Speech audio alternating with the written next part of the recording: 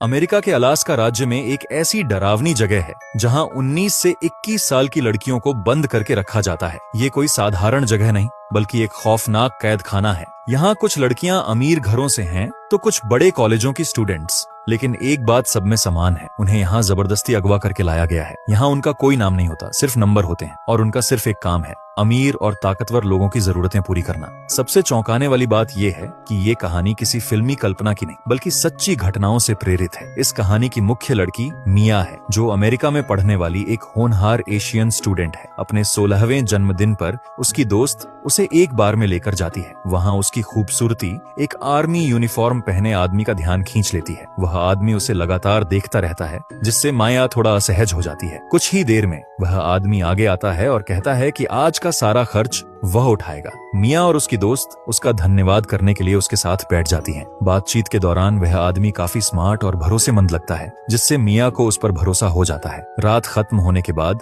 मिया उसके साथ चली जाती है, यह सोचकर कि शायद ये एक खास और यादगार रात होगी। लेकिन असलियत कुछ और ही होती है। उसे नशा देकर बेहोश कर दिया जाता है और गाड़ी की डिक्की में डाल दिया जाता है। आधे होश में माया बस इतना देख पाती है कि उस आदमी की कलाई पर एक पंख जैसा टैटू बना हुआ है। जब मिया को होश आता है तो वह खुद को एक ट्रक में पाती है। वहाँ उसके साथ और भी कई लड़कियां होती हैं, जिन्हें उसी की तरह अगवा किया गया है और शोर मचाने से रोकने के लिए सबको नशे के इंजेक्शन दिए जाते हैं। आखिरकार वे एक ऐसी जगह पहुंचती हैं जहां पहले से ही सैकड़ों लड़कियां कैद हैं। इस जगह का मालिक एक मोटा सा बूढ़ा आदमी है, जो बाहर की दुनिया में एक सम्मानित नेता के रूप में जाना जाता है, लेकिन असल में वह लड़कियों की तस्करी करके करोड़ों कमाता है। वह रोज लड़कियों का ब्रेन वॉश करता है और उन्हें यकीन दिलाता है कि बाहर की दुनिया खतरनाक है और सिर्फ यही जगह सुरक्षित है। यहाँ हर लड़की पर 24 घंटे नजर रखी जाती है, यहाँ तक कि बाथरूम तक में। बाहर जाने का सिर्फ एक ही तरीका है, जब उन्हें ग्राहकों के पास भेजा जाता है। एक दिन माया को भी पहली बार काम पर भेजा जाता है। उसे कुछ समझ ही नहीं आता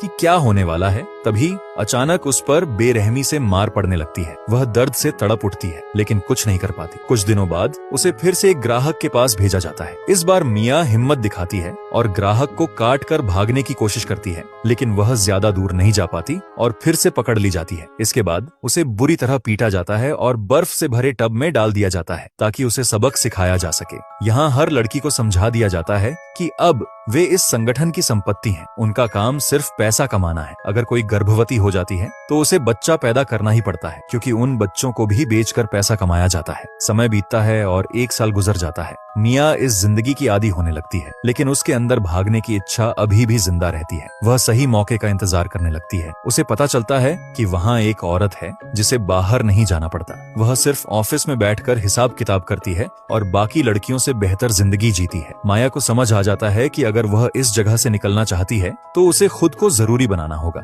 एक दिन वह चुपके से अपने जूते की एड़ी तोड़कर छुपा लेती है और रात में उस अकाउंटेंट महिला पर हमला कर देती है। जब यह बात सामने आती है तो सब गुस्से में आ जाते हैं, लेकिन माया खुद को एक होशियार स्टूडेंट बताकर कहती है कि वह इस काम को बेहतर तरीके से संभाल सकती है और कमाई भी बढ़ा सकती है। धीरे धीरे मिया इस संगठन में खास बन जाती है। वह हिसाब किताब संभालने लगती है और उसकी वजह से संगठन की कमाई भी बढ़ने लगती है। अब वह सिर्फ एक कैदी नहीं बल्कि इस सिस्टम का हिस्सा बन चुकी थी। संगठन का नया लीडर रॉकी भी उससे प्रभावित हो जाता है और उसे अपने करीब लाने लगता है। लेकिन पुराना बूढ़ा मालिक भी मिया को अपने लिए चाहता था। यह देखकर रॉकी गुस्से में आ जाता है और एक दिन मौका पाकर वह बूढ़े को मार देता है और खुद इस गिरोह का नया सरगना बन जाता है। अब मिया को संगठन के बाकी लोगों से मिलवाया जाता है। इसी दौरान उसकी मुलाकात उस आदमी से होती है जो लड़कियों को किडनैप करता है, द जुआंग। जब वह मिया की मदद करता है तो मिया उसकी कलाई पर वही पंख वाला टैटू देख लेती है और उसे सब याद आ जाता है। यही आदमी उसे यहाँ लेकर आया था। यही मिया को अपनी पुरानी दोस्त भी मिलती है,